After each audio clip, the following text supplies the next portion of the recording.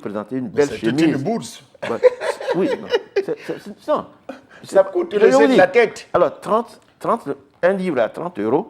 Une chemise. Et vous présentez une chemise, une chaussure à 60 euros. Ouais, mais il va acheter la chaussure. Mais oui, absolument. Donc, alors, c'est relatif. Quand on dit le livre coûte cher, c'est relatif. Okay. C'est selon nos intérêts à nous que les livres coûtent cher. Si moi, je m'intéresse au livre, un livre comme ça coûte 60 euros, je l'achète. Okay.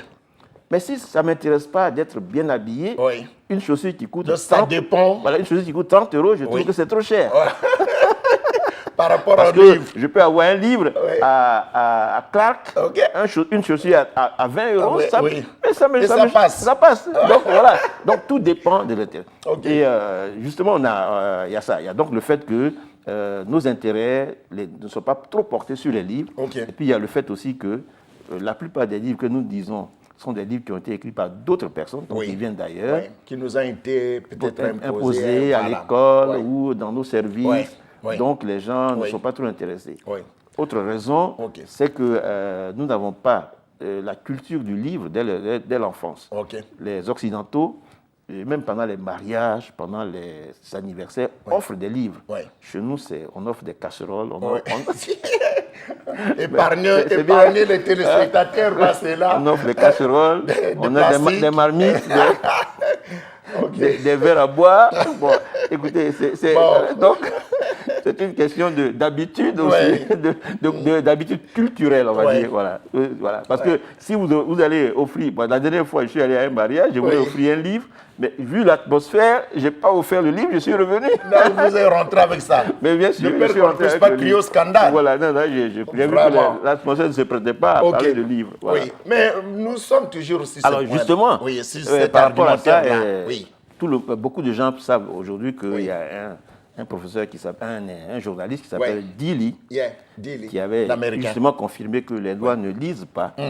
Et tant que les Noirs ne lisent pas, ils seront les esclaves des Blancs. Simple. Un constat simple. Et ces Noirs-là, non seulement ils seront les esclaves des Blancs, mais ils cultivent chaque jour des vices. Et il a cité ces vices-là. L'ignorance. Waouh! La reine ignorance. Voilà. La violence, l'égoïsme, l'ennui et la cupidité. Les 5 vices. 5 vices. Nés du fait qu'on ne lit pas. Parce que le livre, c'est là où il y a... Le livre, c'est là où il y a le savoir. C'est là où il y a la culture. C'est là où il y a les moyens de développer les facultés ou les capacités qui sont latentes en nous. Or, si vous n'avez pas accès aux livres, si vous n'utilisez pas les livres, si vous ne lisez pas... professeur, inutile de nous appeler, nous sommes en live, donc si possible de nous envoyer plutôt les textes, chers téléspectateurs. Nous sommes un peu débordés par... My God, sorry vraiment. C'est pas grave, je ne sais pas. Non, ça c'est vraiment... Je vous en prie. Alors donc je disais que les livres, c'est ça, c'est le savoir. C'est des gens qui ont passé des nuits, j'allais dire des nuits blanches et des jours noirs à écrire, à chercher, à réfléchir et à produire donc leurs idées, à les mettre à les matérialiser. Donc ce sont les idées, les livres. Les livres, ce n'est pas seulement des feuilles. C'est sur les feuilles, là, c'est des idées qu'on a couchées ou accouchées. Donc les livres forment, les livres informent, les livres permettent d'éduquer. D'ailleurs, vous ne pouvez pas trouver d'école où on n'utilise pas de livres. Des livres. Ça n'existe pas.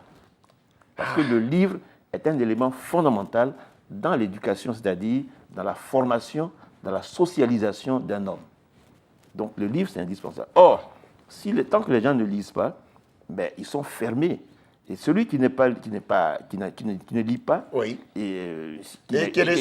qui est ignorant, il ressemble complètement à une personne, à un mouton qui est dans un parc, qui ne sait pas où aller. Même son sort, il ne sait pas. Mais imaginez que quelqu'un qui ne sait pas lire, il est dans le bus, il ne sait pas lire le métro, le bus arrive, il va descendre. Il ne sait pas, c'est marqué 24, il ne sait même pas si c'est 24 ou 25. Bon. voyez-vous. Donc, voilà, qui ne lit pas. Alors, par rapport à ça, oui, vous avez réagi. J'ai réagi au propos de Dili et j'ai publié ce livre. C'est un démenti ou bien c'est pas si alors, c'est un livre que j'ai intitulé Lettres ouvertes aux Noirs qui ne lisent pas. Alors, lettres ouvertes aux Noirs qui ne lisent pas. Oui. J'interpelle les Noirs qui ne lisent pas. Oui. Et je démontre. On peut les trouver sur l'Amazon? Oui. Alors, il est épuisé. Oui. Et là, je suis en train de rééditer. Voilà. La plupart de mes livres sont épuisés. Oui. Je vais les rééditer. Compte tenu de la quintessence. Ok, allons-y. Et donc, je m'adresse d'abord aux Noirs qui ne lisent pas. Dans une minute. Aux Noirs qui ne lisent pas, pour leur dire, mes frères, mes sœurs, lisez, parce que dedans, il y a le savoir. Et puis, je leur montre les avantages de la lecture. De la lecture. Voilà. Les avantages de la lecture, ils verront que celui qui ne lit pas est fermé. Et puis, les vices, j'ai développé dans ce livre les différents vices dont Dili a parlé. L'égoïsme, c'est celui qui n'est pas cultivé, a cette prétention de toujours faire croire que c'est lui le plus important. L'ego. Ego, ça vient du latin. Ego, tu veux dire moi. Moi. Toujours, tout tourne autour de toi. Alors, ces gens, c'est des gens qui, quand on parle avec eux, qui vont... Donc, vous sentez... Moi, je... À qui vous avez... Oui, bon, c'est facile à deviner. Quelquefois, je m'amuse à compter les moi-je dans... Oui. Et on voit bien que dans tous les propos, tout tourne autour d'eux. Ils sont un peu le nombril du monde. La cupidité. Voilà. Bon, voilà. Alors, la cupidité, c'est le fait de vouloir toujours avoir. Accumuler. On n'est jamais satisfait. On n'est jamais satisfait. On a une voiture, on veut en avoir 3. Ouais, ça se voit aussi chez les femmes, où on multiplie les chaussures, elles sont faites comme sacs, ça, comme des fleurs. Les foulards, les sacs, les pagnes, les habits. Chez d'autres personnes aussi, il y en a qui font des collections de chaussures, d'habits, etc., de vestes. Ils ouvrent leur garde-robe, on voit toute une panoplie de vestes. Ça sent vraiment l'opulence. Voilà, l'opulence. Et bon, parlons de violence, on voit bien que la violence est le fait des quartiers ou des banlieues où les gens sont moins éduqués. Donc, c'est des choses que, effectivement, et Dili dit, je le précise aussi dans le livre, que tous ceux qui n'ont pas pu accéder à l'éducation comme il se doit, ces gens-là deviennent des gens aigris, des gens très violents. Même dans les couples. C'est leur moyen d'expression.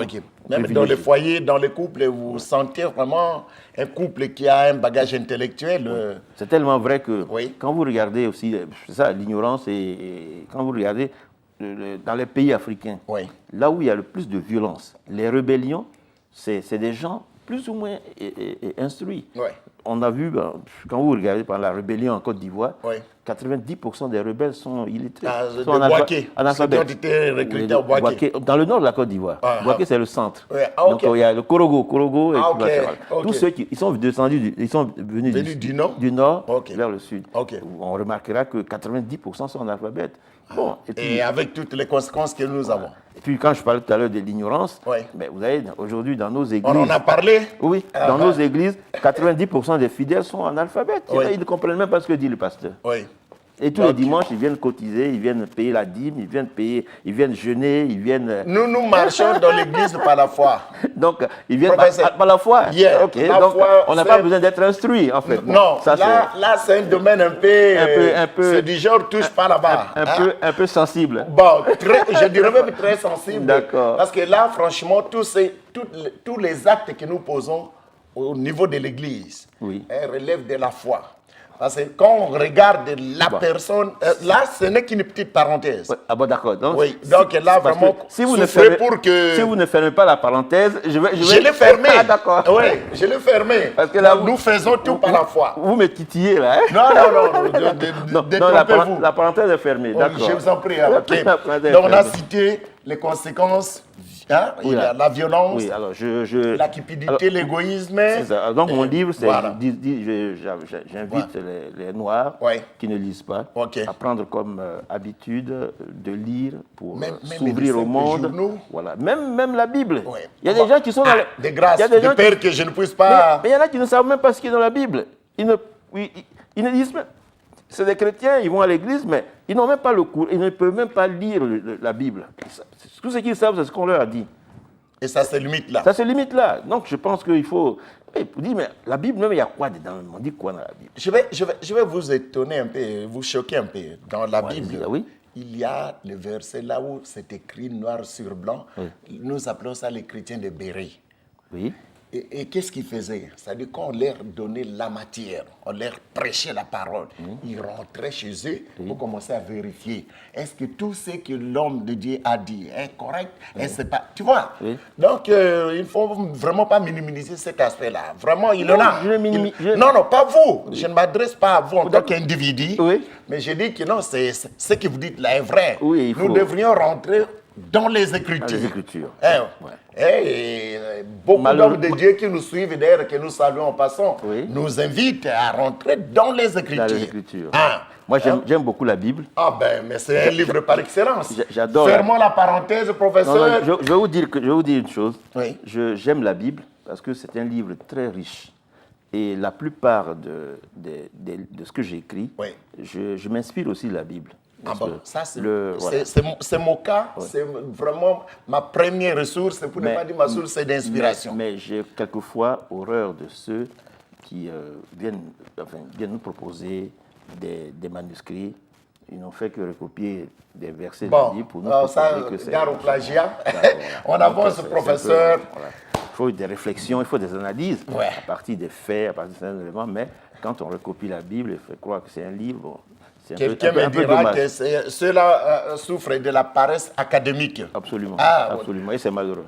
C'est dommage. Professeur Léandre Sahiri, ce qui nous unit cet après-midi ici, c'est plus le thème de cet après-midi. Vous pouvez changer votre destinée.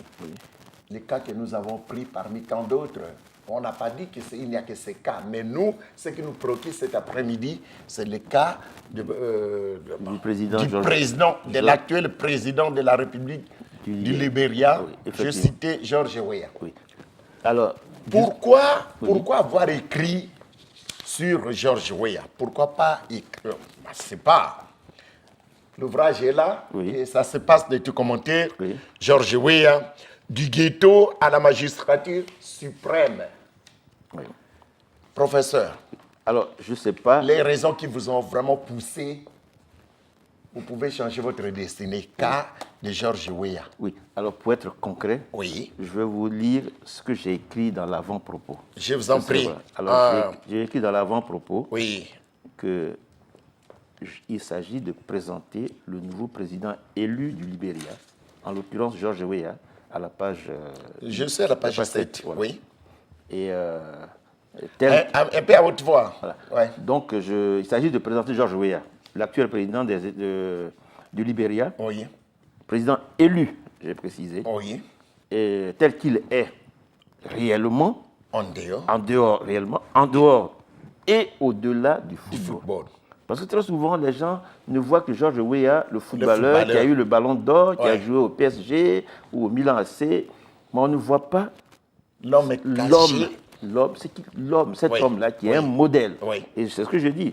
En d'autres termes, l'objectif de ce livre est de mieux faire connaître le profil de George Weah en tant que modèle, en tant qu'homme d'honneur, en tant que légende qu'il demeure pour moi et sans doute pour bien d'autres. Bien sûr que oui. Voilà. Alors, c'est ma façon à moi de le remercier, de nous avoir instruit que notre avenir n'est pas écrit, mais c'est à nous de le rêver, de l'inventer et de le construire. C'est à nous de nous engager, de nouer des relations valorisantes, d'imaginer des projets et des actions, de poser des actes qui permettent à nous et à nos compatriotes de briser les cercles vicieux des inégalités, des injustices, des mensonges, de la pauvreté, afin de pouvoir vivre mieux sur cette terre des hommes. C'est également, ce livre, ma façon à moi d'adresser à George Weah mes chaleureuses félicitations pour son dur combat, pour sa grande victoire méritée. Une victoire par la voie des urnes et non pas par les armes.